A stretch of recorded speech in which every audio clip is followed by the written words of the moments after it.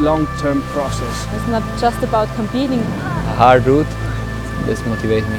That I didn't know about. Big shoulder move. For 500 meters. The hardest climb I ever climbed. It's hard.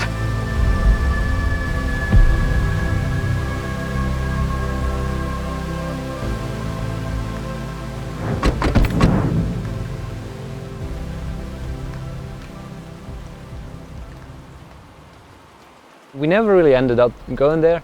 You know, we always ended up going to the classic stuff like Yosemite or I don't know, Ticino, stuff like that. So it was quite nice to have a bit of a, yeah, you know, a different twist. I'm Jorg Verhoeven. I'm Katha Saurwein, and we are here in Innsbruck right now. Now we wanted to go into the Zillertal, which is a lovely area, about an hour from here, for rock climbing, but it didn't really work out, and as you see there's quite a bit of snow and it was even worse before. So we ended up in the gym, which is nice as well.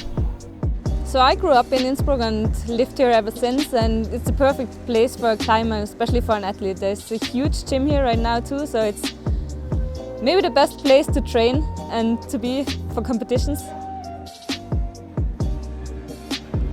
So the gym we're in, it opened up like 2 years ago, and it became really famous really quick. Like a lot of teams travel here, they stay here after comps or in between comps to prepare for the next competition. And I mean, the training's possibilities here are pretty much perfect. It's central in Europe, so you can travel everywhere you want to go to, and there's nice rock climbing around here too. So it's pretty much perfect as a climber to be here.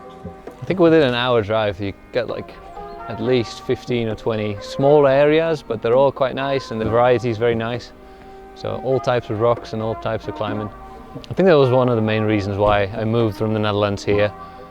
Just because first of all I needed mountains and I don't know, just a bit more than a climbing gym.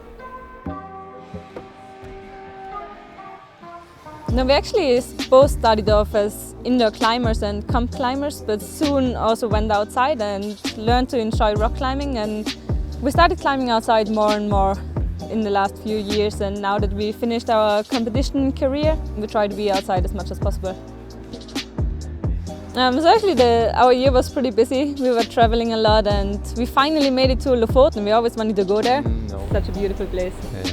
We did a lot of a bit awkward and exotic trips, like Northern Ireland or Lofoten, or I don't know, stuff like that we were always thinking of going to, and we never really ended up going there.